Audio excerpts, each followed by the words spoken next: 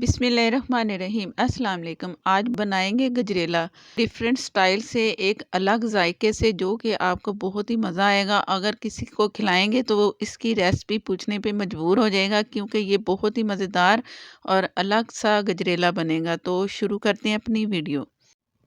चावल मैंने जो टूटे हुए टोटा चावल होते हैं वो लिए, तकरीबन 5 से 6 टेबलस्पून फुल भर के उन्हें भिगो दिया मैंने 3 से 4 घंटे के लिए। अब ये भीग चुके हैं, अच्छे साफ़ कर लिए मैंने, साफ़ करके भिगोया था। और अब ये टूटे चावल तो हैं, लेकिन इन्हें थोड़ा-सा हमने मज़ीद तोड़ना है, इसलिए कि ये अगर पकेंगे तो ज़्यादा लंबे होते जाएँगे और जिन्हें फिर टूटना मुश्किल होगा। तो पहले मैं इसे थोड़ा-सा कुंडी में हल्का-हल्का सा इसे प्रेस करना है, तो ये टूट जाएँगे चावल। तो इससे जायका भी आपको अच्छा मिलेगा और खीर में इसके जो चावल है ना, जो टूटे हुए हैं, वो खाने में आपको बहुत ही मज़ा आएगा। तो ये पीसने नहीं है, सिर्फ़ इस तरह आपने थोड़े-थोड़े से चावल तोड़ देने हैं। तोड़ने से जायका अलग डिफरेंट सा मिलता है, तो ये आपने ज़रूर करना है, पीसने से नहीं मिलता। दूध मेरे पास है 1.5 किलो। इससे पहले मैंने बॉयल कर लिया है, बॉयल करके रखना है दूध आपने। इसके बाद फिर इसमें जो-जो डालना है वो डालते जाएँगे। ये चावल जो हमने तोड़ लिए थे थोड़े-थोड़े से, तो इसमें शामिल कर दिए। चावल जब मैंने भिगोए हैं ना, तो वो तकरीबन आधे कप के करीब बन चुके थे, वो भीगे हुए चावल। चम्मच चला के इसे मैं पकने दूँगी। जैसे ही उबाल आएगा, कुछ देर पकेगा, तो मैं आपको दिखाती हूँ। मीडियम फ्लेम पे चावल पकते रहे हैं तकरीबन 10 मिनट, और आग मैंने अभी फ़िलहाल मीडियम ही रखनी है और इसे चम्मच से चलाते रहना है बार-बार, ये ना हो कि चावल हमारे लग जाएँ। अभी फ़िलहाल तो चावल पक रहे हैं ना, तो थोड़ा बहुत लगेंगे, तो जब इसमें लास्ट में आता है ना, तो तब आपने एहतियात करनी है। मैंने गाजरें ली हैं तकरीबन 3 बड़े साइज़ की, कद्दूकश किया और इन्हें 10 से 15 मिनट मैंने कुक कर लिया। माइक्रोवेव में कुक कर लें या आप किसी पतीली में कुक कर लें। तो इसमें ये पहले मैंने थोड़ी-सी डाल दी गाजरें, चम्मच चला के।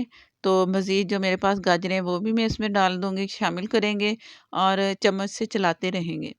इसलिए कि अब जैसे ही इसे उबाल आना है, तो इसे लगने से हमने बचाना है, जिससे जायका ख़राब हो सकता है हमारी खीर का। गजरेला भी कहते हैं और गाजरों की खीर भी कहा जाता है। अगर आप वाइट कलर की चाहते हैं कि गजरेला बने, गाजरों का कलर अलग हो और दूध का अलग, तो फिर आप पहले जिस तरह मैंने इन्हें हीट पे रखा है, तो आप इस तरह डाल सकते हो।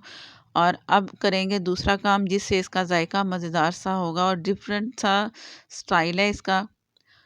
चीनी ली 1 कप, ये मुनासिब चीनी है, ना कम है ना ज़्यादा, और हीट में मैंने रखा है मीडियम पे ही। जैसे थोड़ी-सी चीनी मेल्ट होना शुरू हुई है, तो मैं आपको दिखा रही हूँ। पहले चीनी को मैंने फैला दिया था, उसके बाद फिर इसे हीट पे छोड़ दिया और चम्मच से अब मैं इसे चम्मच चलाती रहूँगी।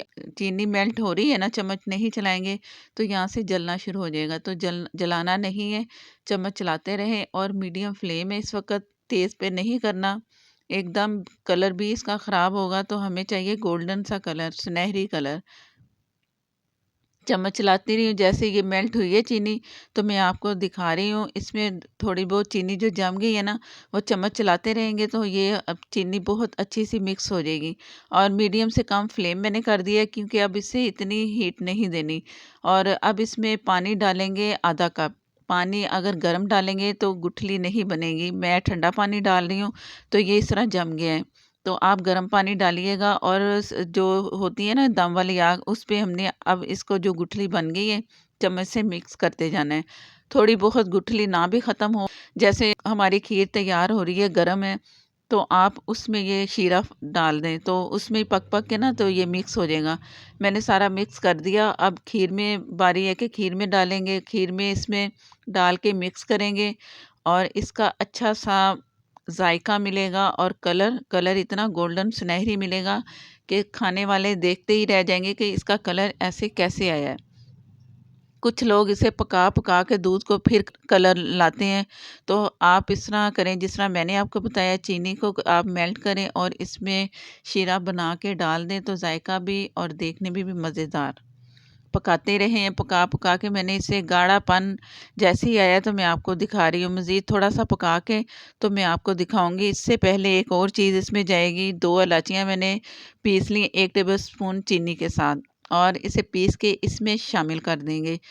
कि आपने इलायची चीनी के साथ इस वक़्त ही मिक्स करनी, इससे इसका ज़ायका जो इलायची का है ना बहुत अच्छा लगेगा। शुरू में डालते हैं तो वो ज़ायका ही ख़त्म हो जाता है। बिस्मिल्लाहिर्रहमानिर्रहीम। खीर हमारी तैयार है। जैसे मैंने इलायचियाँ डाली, पकने के लिए छोड़ दिया था 3 से 4 मिनट। उसके बाद मैं आपके सामने आपको दिखा रही हूँ, कलर अच्छा सा आ चुका है, खुशबू भी बहुत मज़े की है। और इसे डाल के ऊपर से गार्निश कर दें बादाम की, और इसे ठंडा करके मैं आपको दिखाऊंगी कि ये ठंडा होने पे कैसे मज़ेदार गाढ़ी सी हो चुकी है।